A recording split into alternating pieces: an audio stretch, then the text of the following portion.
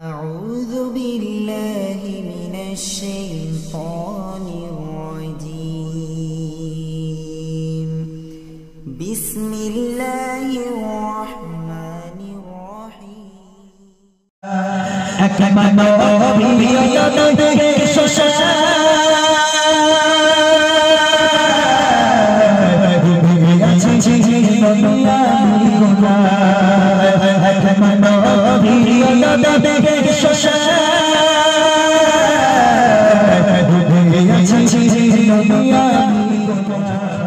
লেগে গেল হায় হায় কি পাষাণ হৃদয় তোমার, তুমি তোমার নিজের কন্যা সন্তানকে নিজেই গর্ত করে নিজেই তুমি জিন্দা কবর দিয়েছো। তোমার মনে কি একটু ব্যথা লাগলো না? ইয়া রাসূলুল্লাহ ইয়া হাবিবাল্লাহ, এ ভুলের কি কোনো ক্ষমা আমার হবে? ছন্দের মাধ্যমে কবি লিখছে কিভাবে মেয়েটাকে দাফন করা হয়েছে, জ্যান্ত কিভাবে মেয়েটাকে গর্তের মধ্যে পোতা হয়েছে। মনটা আমার দিকে দেন, তাহলে গজলটা পুরো বুঝতে পারবে। কবি ছন্দের মাধ্যমে লিখছে, দেখেন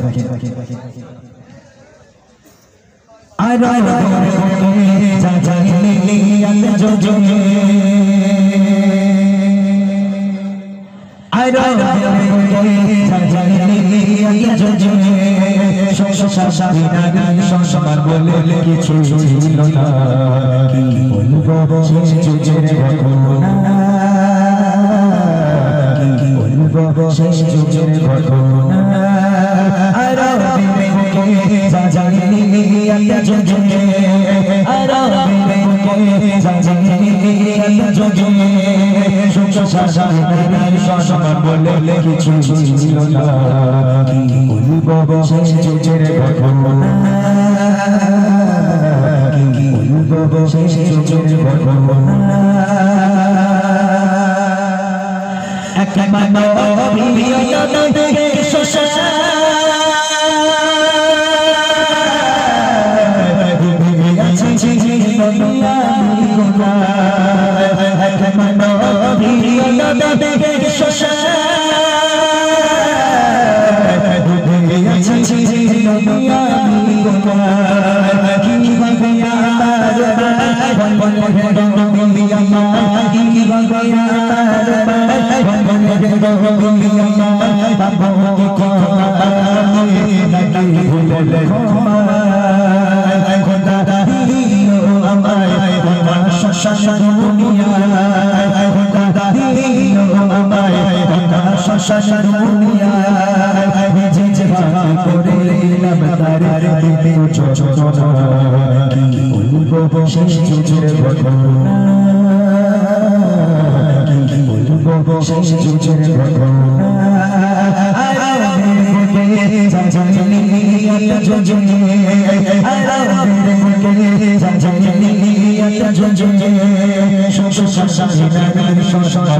এক কিছু ছিল না, কি বলবো যুগের ঘটনা,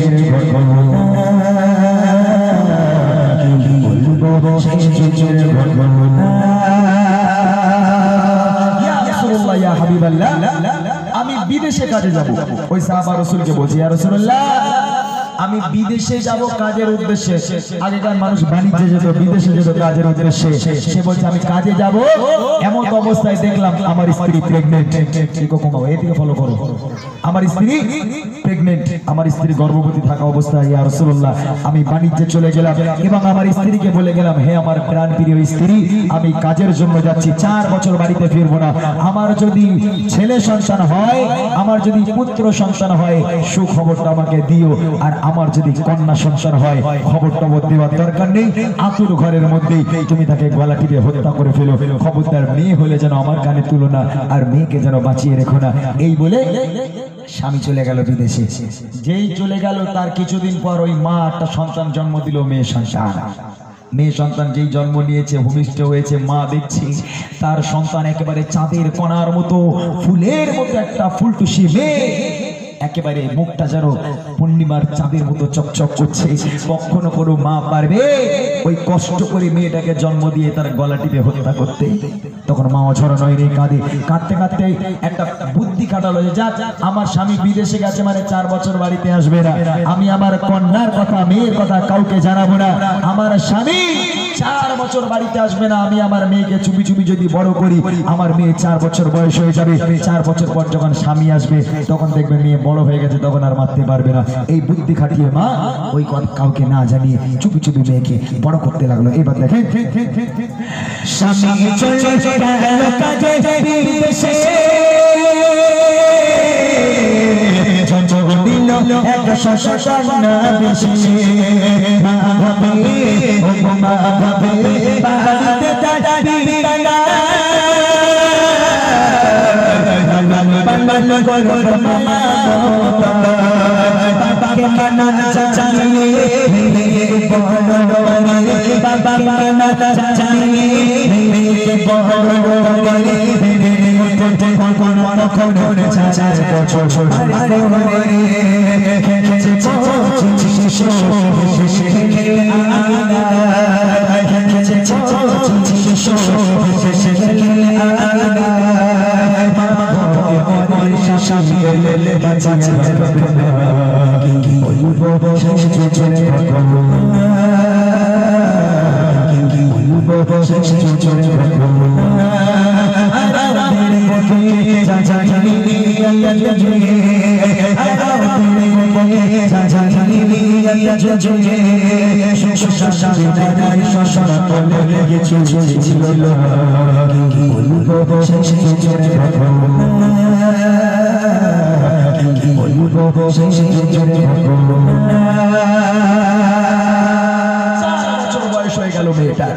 মেয়েটা বেড়ে উঠলো, 4 বছর হয়ে গেল।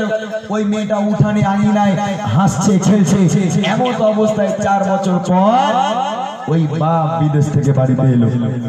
যেই বাড়ির দরওয়াজায় পা রেখেছে ওই বাপ দেখছে তার উঠানে একটা ফুলের মতো, চাঁদের কণার মতো, ফুলটুসি মতো একটা মেয়ে সে খেলাধুলা করছে। ওই বাপ যেই ঘরে পা রেখেছে দেখছে উঠানে খেলা করছে, তখন বাপ সঙ্গে সঙ্গে বাপ কার মেয়ে, কোথাকার মেয়ে, আমার বাড়িতে কেন ভাবতে শুরু করে দিল। এমন অবস্থায় ওই মেয়েটা দৌড়ে দৌড়ে দৌড়ে দৌড়ে সে আব্বাকে জড়িয়ে ধরেছে। আব্বা, আব্বা আপনি ভালো আছেন? আব্বা কতদিন আপনাকে দেখিনি, আব্বা কত আশা ছিল আপনাকে দেখার। আব্বা, আব্বা আমি আপনার মেয়ে, আপনাকে একটাবার আমার কথা মনে পড়েনি। যেই এই কথা বলেছে সঙ্গে সঙ্গে বাপ রেগে একেবারে আগুন, মেয়েকে এক হিজড়া কান মেরে সরিয়ে দিয়ে বাপ একদম রাগের মাথায় ঘরে ঢুকে গেল। কারোর সঙ্গে কোনো কথা নেই। এইবারে দেখেন আগে কি হয় করেছে।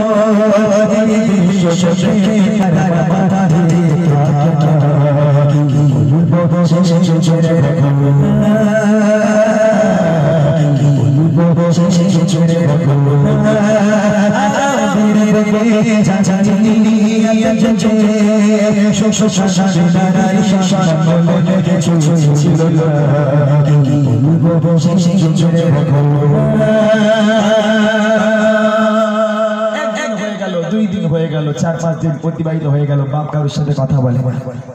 একদিন ওই বাপ মেয়ের মায়ের কাছে এলো, বলে এসে বলছে যাকে যা আবার হয়ে গেছে, তুমি যখন মেয়ে সন্তান জন্ম দিয়েছো, মেয়েকে বড় করে ফেলেছো, আর ওকে মেরে লাভ নেই, ফুলের মতো মেয়ে হয়েছে। একটা কাজ করো, তুমি তোমার মেয়েকে ভালো করে সাজিয়ে দাও, আমি একটু মামার বাড়ির দিক থেকে ঘুরিয়ে আনি। বাপ বলছে, তখন মা খুশিতে বাগে ভাগ, যা আমার পাষাণ হৃদয় স্বামী, তাহলে শেষ পর্যন্ত আমার মেয়েকে মেনে নিল। খুব খুশি মা। ওই মা হাসতে হাসতে হাসতে হাসতে ফুলের মতো মেয়েকে ফুলের মতো করে সাজিয়েছে, সুন্দর করে সাজিয়ে বাপের হাতে তুলে দিয়েছে, যাও মা আব্বুর সঙ্গে মামার বাড়ির দিক থেকে ঘুরিয়ে এসো। মেয়ে হাসছে আর খেলছে, আনন্দের সঙ্গে বাপের হাতটা ধরে বাড়ি থেকে রওনা হয়ে গেল। যেই বাড়ি থেকে রওনা হয়ে মরুর বালুর উপর থেকে পথের উপর থেকে হেঁটে যায়, পথের পর পথ, পথের পর পথ, পথের পর পথ হেঁটে যায়, থামার কোনো নাম নেই।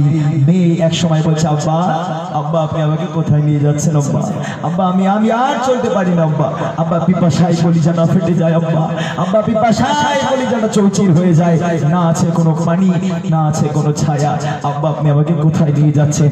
আব্বা আব্বা বলে মেয়েটা কেঁদে ফেলেছে পিপাসার শালায়। বাপ আর কোনো কথা শুনি না, মেয়ের কথায় কোনো কান দেয় না, মেয়ের দিকে ফিরেও দেখে না।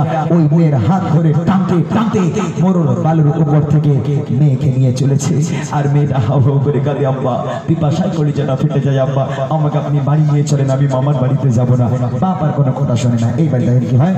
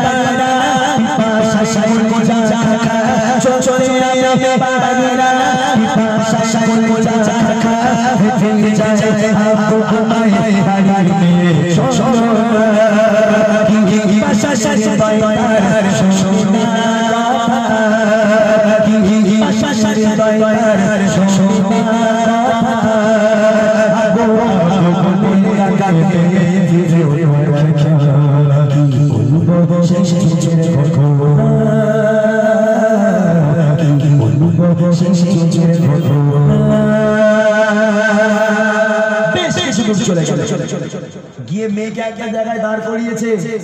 মেয়েটা এক জায়গায় দাঁড়িয়ে আছে, আর মেয়ের ওখান থেকে বাপ বেশ কিছুটা দূরে চলে গেছে। বেশ কিছুটা দূরে গিয়ে বাপ এবার মাটি খুঁড়ছে, বালিগুলো সরিয়ে মাটি খুঁড়ছে। তখন মেয়ে দূর থেকে দেখছে আমার আব্বা কাজ করছে, হয়তো আমার আব্বা কাজের উদ্দেশ্যে এসেছে, তাই আমাকে নিয়ে এসেছে। মেয়ে একটু মনে শান্তি পেল। মেয়ে দাঁড়িয়ে আছে আর বাপ দূরে কাজ করছে, মাটি খুঁড়ছে। এমত অবস্থায় মেয়ে দেখছে তার পিতা যখন মাটি খুঁড়ছে, তার পিতার মাথায় কপালে সারা শরীরে ঘামগুলো টপিয়ে টপিয়ে টপিয়ে টপিয়ে নিচেই পড়ছে। ওই মেয়ে বাপের এই কষ্ট সহ্য করতে না পেরে দৌড়ে দৌড়ে দৌড়ে দৌড়ে আব্বার কাছে গিয়েছে। গিয়ে নিজের জামা দিয়ে, মেয়ে নিজের জামা দিয়ে আব্বার মাথার ঘাম মুছে দেয়, আব্বার গায়ের ঘামটা মুছে দেয়। আর ওই বাপ ওই মেয়েকে জ্যান্ত কবর দেবে বলে মাটি খোঁড়ে। বাপ মাটি খোঁড়ে আর মেয়ে দাঁড়িয়ে দাঁড়িয়ে বাপের ঘাম মোছে। আহা কি দৃশ্য! মেয়েরা একটু বাপ পেয়ারি হয়। ভাইরা একটু কথা কম বলো না, ভাই ভাই একটু কথা কম বলবে, ভাই একটু বারণ করো তো, কথা একটু কম বলো। ওই মেয়ে বাপের ঘাম মুছে দেয় আর ওই বাপ মেয়েকে কবর দেবে বলে মাটি খোঁড়ে। এমন অবস্থায় এক মানুষ সমান মাটি খোঁড়া হয়ে গেল। এইবারে বাপ মেয়ের সামনে দাঁড়িয়েছিল, এক হিসিরা টান মেরে মেয়েকে দিল গর্তের মধ্যে ফেলে, মানে একেবারে মেয়েকে মারতে মারতে গর্তের মধ্যে ফেলে দিল। মেয়ে অঝর নয়নি, কাঁদে আব্বা আব্বা আপনি আমাকে মারছেন কেন আব্বা?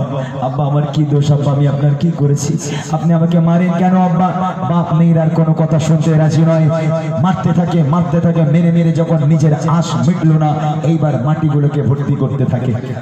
মাটিগুলো ভর্তি করতে থাকে, মাটিগুলো ভর্তি করতে করতে করতে করতে গলা পর্যন্ত দাফন হয়ে গেল। আর চাঁদের মতো ফুলের মতো মুখটা মাটির উপরে ভেসে আছে।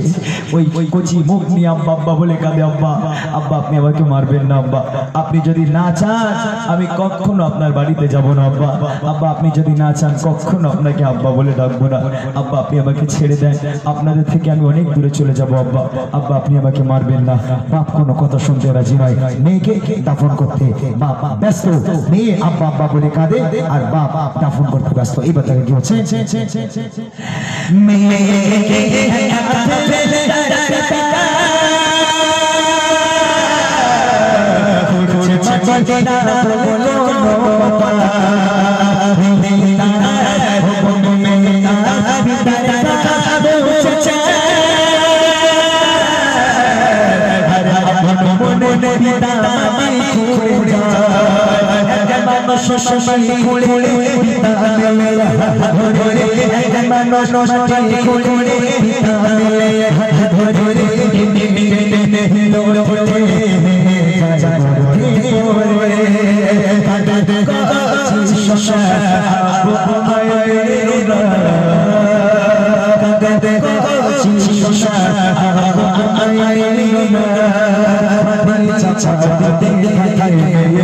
কথা বলবো সেই যুগের কথা, কি বলবো সেই যুগের কথা। আপনি যদি না চান কখনো আমি আমার মায়ের কাছে যাব না আব্বা, আপনি যদি না চান কখনো আপনাকে আব্বা বলে ডাকবো না, কারোর কাছে আপনার পরিচয় দেবো না যে আমি আপনার মেয়ে। আব্বা আপনি আমাকে ছেড়ে দেন, আপনাদের থেকে আমি অনেক দূরে চলে যাব। 4 বছরের বাচ্চা, যার কোনো বুদ্ধি জ্ঞান হয়নি, সেই বাচ্চা বলে আব্বা আপনি আমাকে ছেড়ে দেন, আপনাদের থেকে অনেক দূরে চলে যাব।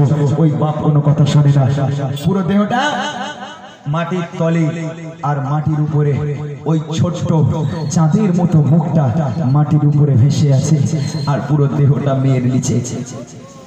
অচেনা নয় পানি গড়িয়ে পড়ে, ওই বাপের একটু মনে দয়া হয় না, একটু মায়া হয় না, ওই অবস্থায় মারতে থাকে, আব্বা আপনি আমাকে ছেড়ে দেন, আব্বা আব্বা আপনি আমাকে মারবেন না, আপনি আমার মাকে কথা দিয়েছে যে আপনি আমাকে মামার বাড়িতে নিয়ে যাবেন, আব্বা আব্বা আপনি আমাকে ছেড়ে দেন। বাপ কোনো কথা শুনতে রাজি নয়। এবার দেখেন কি হচ্ছে,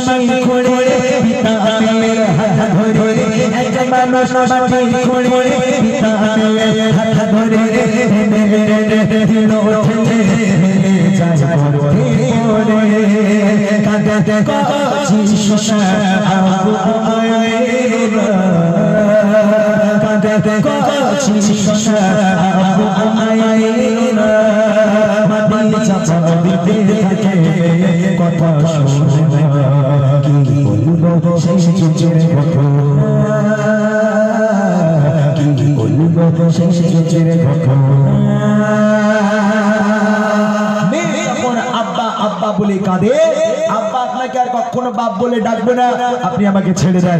বাপ তখন আর মেয়ের কোনো কথা শুনতে রাজি নয়। যে মুখটা মাটির উপরে ছিল, মাটি চাপা দিয়ে মুখটাও মাটির তলায় ঢুকে গেল।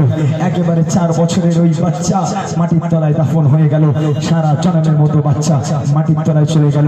এই কথা যখন আমার নবীকে সাহাবা বলে, আমার নবী পাক এত কান্না কেঁদেছিল, চোখের পানিতে দাড়ি মোবারক ভিজে, আল্লাহ রাসূলের পিরহান মোবারক খানা পুরো ভিজে গেছিল। সেই দিন থেকে আমার আপনার নবী মেয়েদের সম্মানকে অনেক উপরে করেছে এবং কথা দিয়েছে, যার বাড়িতে কন্যা সন্তান জন্ম নেবে, আল্লাহ রাসূল বলছে যার বাড়িতে মেয়ে সন্তান জন্ম নেবে, আল্লাহর রহমত এবং বরকত তার বাড়িতে পরিপূর্ণ হয়ে যাবে। জোরে বলুন সুবহানাল্লাহ। কত মানুষ আছে হাসপাতালে যদি কোনো মা বাচ্চা জন্ম দেয়, যদি মেয়ে সন্তান হয়, শাশুড়ি বলে এই খোকা খবরদার যাবি নি, মেয়ে হয়েছে। ছেলে হলি যাওয়া যাবে, মেয়ে হয়েছে খবরদার যাস না, জানো গেলি 3 লাখ টাকা চলে যাবে। ছেলে হলে 3 লাখ টাকা আসতো।